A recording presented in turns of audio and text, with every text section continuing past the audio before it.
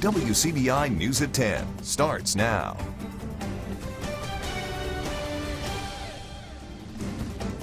Thanks for joining us tonight. It's no secret that retail recruitment has been a big issue in Columbus. You may remember in September the city hired the firm Retail Coach to help attract new businesses to the area. At tonight's city council meeting, the firm gave city leaders an update on its recruitment efforts. The firm conducted a study that showed nearly 200,000 people shopped in Columbus within the past 12 months. The city has watched several businesses like Kmart and JCPenney close their doors and leave town. However, members with the firm say they've heard back from several businesses who are now looking to potentially move into those vacant spots. We have interest from several retailers in a lot of different categories in those. You know, we're looking at some of the larger buildings that have been vacated. We're looking at whether or not a retailer is going to come in and fill the whole space, or if we're going to split it and do two retailers. We've got one that may be interested in a split, so we're looking at who might be a good fit to go in with them, maybe in the Kmart building or the Office Depot building or the JCPenney building. We've also got a couple of retailers that would take up the entire space that are looking. So it's just kind of like puzzle pieces, making all the puzzle pieces fall into place. The firm says they have meetings and site visits set up with the companies who are showing interest in hopes of luring them to the friendly city. City leaders here in Columbus choose a debris removal company to clean up after last month's tornado. The city council voted to hire Look Great Services out of Columbia, Mississippi at a cost of close to $2 million. The contract is contingent on the city receiving funding from the Federal Emergency Management Agency. If the FEMA funds don't come through, the city and Look Great will renegotiate the contract. The Mississippi legislature is still debating pay raises for the state's teachers, but one county is thinking about taking matters into their own hands. Courtney Jackson has the latest. Holmes County may be the poorest county in the state, but the school district's not exempt from the impacts of low teacher pay. Why would they come here? Let's give them something to come here for. Mississippi, let's give them something. Now is that time. Is that time in Holmes County? Is that time in the state of Mississippi? We must do better. Many have called that first legislative proposal of $500 for 2 years an insult, while they're pleased to see that bumped up to $4,000 in the latest round of changes. $4,000 is okay, but we needed more. Here, they're taking matters into their own hands, regardless of whether the state approves a pay raise. They'll be putting a bond referendum on the ballot in August that would allow teachers to get an across-the-board $5,000 raise. Over a 2-year period, our teachers here in Holmes County could potentially see as much as $46,000 starting pay. However, please understand, that is still not a lot of money for teachers. Teachers say there's no way to stick around if your heart's not in it. I can tell you, especially the 1 to 5 year teachers who are working in these buildings in our district, they have second jobs. There's no way that they can survive off the one income that they have. I don't have a second job, but I do drive about 45 minutes on the way here and back, so a little over about 2 hours and some change to get back and forth to work every day. But I've been in the district 13 years, and I do it for the love of the kids, not necessarily for the pay, but that would most definitely help. Coach Luanna Greer has had chances to leave, but chose to stay, unlike some colleagues. We've lost a lot of good teachers because of pay. But they're hoping that trend can change. Courtney Jackson, WCBI News. Time now to toss things over to Chief Meteorologist Keith Gibson with a first look at our forecast. Keith, it's looking pretty good right now for the first day of spring. Yeah, not too bad here right now this evening. All quiet here. Our Alpha Insurance Camera Network shows you that. Temperatures are cooling down. Look at Starkville 41, 44, and Tupelo 46 at the Air Force Base in Columbus. Mid to low 30s tonight, perhaps a little bit of patchy frost, much like last night. A chilly start to our Wednesday, and as Scott just alluded to, the first day of spring officially arrives at 4:58. So we should see highs back into the mid-60s. Now, clouds will be on the increase because of this system right here. Look at that. Showers up here in Oklahoma and Kansas. That little arc of rain is coming our way. You can see how it will advance our way. Initially, a lot of sun, and then the clouds will fill back in, and those showers will swing on through here tomorrow evening and tomorrow night, and then more sun just in time for the weekend. Your full forecast, Scott, in just a few minutes. The Catholic Diocese of Jackson reveals the names of clergy accused of sexual misconduct with minors dating back several decades. Gerald Harris from CBS affiliate WJTV has been following the story. He has the latest on the list and those who say it is far from complete. While the Catholic Diocese of Jackson says this move is for more transparency, one alleged victim of rape says the list is full of mistakes and he wants the whole truth out there in the open. The leading bishop of the Catholic Diocese of Jackson is offering his apologies to the victims of sexual assault under the church's watch. I apologize to all the victims of abuse, to their families, and to the faithful who have been hurt by this scandal. The diocese says it is committed to being more transparent. I hope that releasing this list will demonstrate a new level of transparency and a sincere desire to accompany victims of sexual abuse as our God of compassion and justice. I was raped. Valencia alleges he was sexually abused by Bernard Haddocken. He says the list is riddled with inadequacies and it's not transparent. Their report is lacking in so many ways, and there are people missing off here as well. He says he wants the truth to come out and says this list is just a PR stunt. They're covering up, and they continue to cover up, and the only reason they released this is because of the Pennsylvania grand jury report that came out this summer. We've been asking for these lists. SNAP has been asking for these lists to be released over and over and over, and they ignored it. The Diocese of Jackson says it released names to the Attorney General's office in 2002, but the AG says there's no record of it. This diocese and this bishop are covering up crimes, and I got the guts to come out here and call them out. And I've got a ton of people behind me, and we're not done with this. 2 files are under investigation, and 1 is in the appeals process. The complete list is available on our website at WCBI.com. As we look ahead, we do have a chance for a few showers tomorrow evening, tomorrow night. More sun later this week. A better chance for some more widespread rain, perhaps by early next week. The details on all of this up next. Stay tuned. WCBI First Alert AccuWeather Forecast with Chief Meteorologist Keith Gibson. No rain out there, a live Doppler radar. You certainly know how nice a day it was. Let's zoom on into downtown Columbus and to WCBI. I had a great group of folks come out here to the station tonight. This is Trail Life USA Troop MS 1027 from Fairview Baptist Church. We talked about weather, how we put the forecast together, and just talked about what we do here at WCBI. Thank you for coming on out here this evening. Hope you had a great time here at the station. All right, let's talk basketball. March Madness kicking in later this week. Things are still looking great for the Ole Miss fans going to Columbia, South Carolina. Lots of sunshine here, 60s, the low 70s. And out in San Jose, California, temperatures seasonably cool, I guess, in the 60s, but a decent amount of sunshine there in San Jose, California for Mississippi State. Now, where we have been recently over the last couple of months, we've been gaining daylight. The sun angle is getting higher and higher in the sky. We will continue that trend. More daylight, the sun gets even higher, and that will give us warmer temperatures. And notice the average tomorrow, upper 60s to around 70 in the Columbus area. And by summer, we are well into the 80s and 90s, really 90s once we get into the summer. So things are on the up and up in theory. Now, right now we are dancing around with some slightly cooler than average temperatures. Your Wednesday in the mid 60s here. Clouds on the increase. There will be a chance for some of those evening showers, but let's just say a good chunk of the daylight should be dry. We'll see more noticeable cloud cover, especially in the northwestern areas by the mid to late afternoon.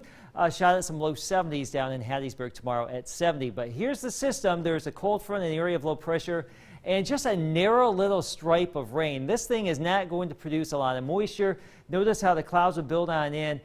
This is 2, 3, 4 o'clock, somewhere in there. And then by the evening, we'll have a chance for some showers around here. That will zip on through. Some clouds may linger Thursday morning before more sun returns around here. Moisture potential, not a lot, less than 1/4 of an inch of rain with this system. It is moisture starved. And then once we get on the back side of it, another big area of high pressure moves on in for the start of the weekend. Notice the clouds right there and the showers and storms.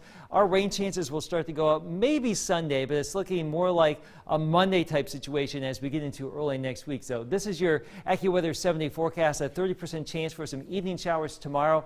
And then we dry it out Thursday, Friday, Saturday. Could be a little bit of rain around Sunday, but we're still thinking probably Monday, maybe even into Tuesday, with some cooler air returning by the middle of next week. Coming together as one, that was the idea for a vigil tonight at the Chapel of Memories on State's campus. Next, hear how the attack in New Zealand is affecting students here at home. You're watching WCBI News at 10 with Scott Martin. On March 15th, 50 people were killed and 50 more injured in a terror attack that targeted 2 mosques in the New Zealand city of Christchurch.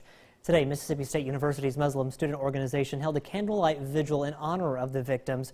Our Cash Matlock was there, and he has more on the story. Cash.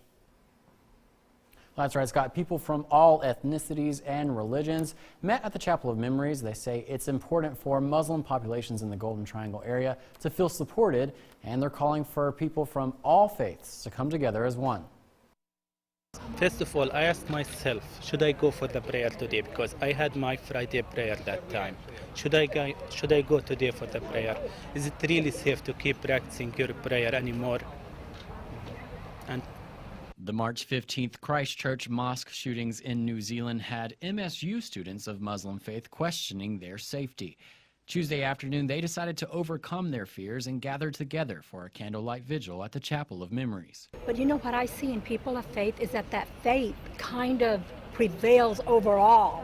And they say, in spite of this, we are going to go and pray and keep on praying and practicing our faith. Ronnie Sullivan is an aerospace engineering professor at MSU, and she says this gathering is crucial. So for people to turn out and show them the support is incredibly valuable. This is essentially their family while they are here. Several religious leaders of various faiths also attended the vigil to show their support. I think especially for the Muslim community here, it means that they know they're not alone, that there are people who support them and love them and want them to be here. This is their home. This is the second vigil of the school year for the chapel, the first taking place after the Pittsburgh synagogue shooting last fall. Attendees say they fear society will become desensitized to mass shootings. I think that the loss of human life can never go there.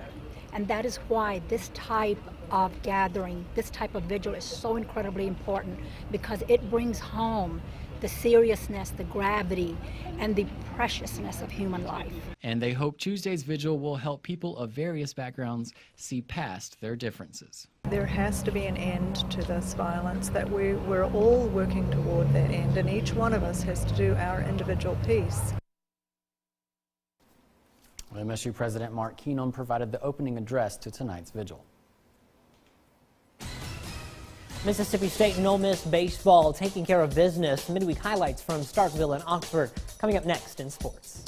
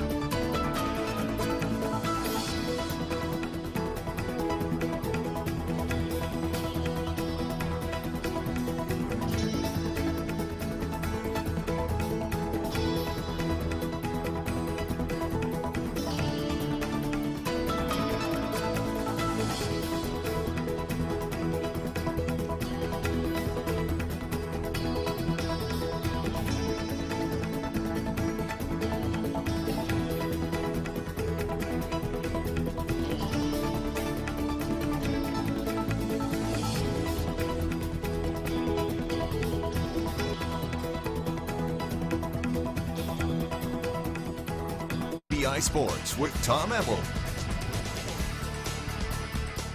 Mississippi State baseball scorching hot to start the season. Winners of 14 of its last 15 games, and in the top 3 in plenty of polls nationally. MSU staying in the flame for the midweek. The kids love Bulldogs baseball. Jake Mangum and company facing Arkansas Little Rock. Trouble for freshman Eric Sarantola early, bases loaded for Little Rock, and James Gann gets a hold of one.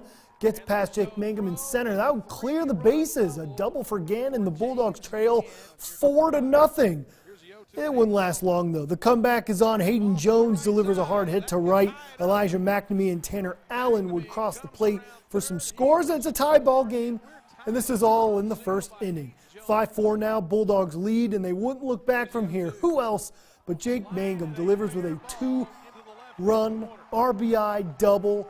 Jake Mangum would have 5 hits in this game, and he'd finish a home run short of the cycle. Bulldogs annihilate Little Rock 15-4. To Swayze Field, Rebels back in action, taking on Arkansas Pine Bluff. Thomas Dillard grounder to first, but the first baseman's going to airmail this one to center field, and here come some runs. Everyone's safe. Rebels would tack on 2 runs, and they would lead 2-0 after 1. Jordan Fowler on the mound for Ole Miss. The man was throwing sauce. One of his 6 Ks in 7 innings of work. Ole Miss made very quick work of Arkansas Pine Bluff in this one. And then Ryan Olenek, the man lives for the double. Here in the 4th inning, 2-run RBI double, his 47th career. Olenek moved into a tie for 7th all-time for Ole Miss in terms of doubles. Rebels go on to win 12-2 thanks to a run rule. Riding a 7-game win streak, Ole Miss softball is ranked across the board. The Rebels ranking 24th in the coaches poll, 23rd according to USA Softball, and 15th by Softball America. The Rebels were also ranked 15th in the initial RPI rankings, which marks the highest initial ranking in school history. Ole Miss winning 4 out of 5 against top 20 opponents this past week in Arkansas and Oklahoma State. Mississippi State also receiving votes in the latest polls. At the beginning of the year, Kermit Davis was seen as the man to rebuild a short-handed Ole Miss men's basketball team. 1 year later, there was no such thing as a rebuild, as the Rebels are off to the NCAA tournament, and the Rebels making sure to lock up its leader. Ole Miss and Davis agreeing to a new 4-year contract extension. Davis led the 11th best turnaround in the country and the best among Power 5 schools. The SEC Coach of the Year is one of 62 coaches in the history of college basketball to lead 3 different programs to the NCAA tournament. Davis and the Rebels take on Oklahoma in the 2nd round of the tournament coming up on Friday. The path is set for Hail State Hoops to pursue its 3rd straight Final Four appearance. Obtaining that top seed in the Portland Regional yesterday, the last time the Bulldogs played was almost 2 weeks ago when they won the SEC Tournament Championship over Arkansas. Vic Schaefer wants to get it going. Seeing the 2-week layoff is making him anxious. You get in the tournament, it's all about getting hot. We were hot coming out of the SEC tournament, really coming out of the season. I hate this waiting 2 weeks. This was, a lot was talked about, 2 years ago when we put 4 starters on the bench and we put 4 new starters in. Well, we needed to figure some things out and we needed to work on some things. That was great to have 2 weeks. We're hot, we need to be playing, but unfortunately, I don't dictate the schedule. The Bulldogs will face Southern University at approximately 8:30 p.m. Friday night. So March Madness is officially here. Our coverage from all across the country begins tomorrow. Our Courtney Robb will be in Columbia traveling with the Rebels. I will be traveling to California to hang out with Mississippi State, and we'll of course cover Hail State Hoops here at home. Tune in tomorrow. That's it for sports. Classic Real Radio is next. Real quick, I want to let you guys know a silver alert has been issued for a Columbus woman. This woman you see here, 55-year-old Deborah Osborne Harrell, was last seen around 4:30 this evening around 332 Megan Lane here in Columbus. She was believed to be driving a light blue 2005 Lincoln LS with Louisiana tag. She was last seen wearing tiger print pajamas. Family members say that she has a medical condition that may cause confusion. If you have any information, you're asked to call the Lowndes County Sheriff's Office. We're looking at a chance for some showers tomorrow evening, tomorrow night, Scott, but really most of our Wednesday will be good. The sun returns Thursday. Not too bad heading into the weekend. Saturday looks absolutely Saturday will perfect. be a great day. Love it. All right, thanks, Keith. Thanks for watching, everyone. Have a good night. We'll see you tomorrow.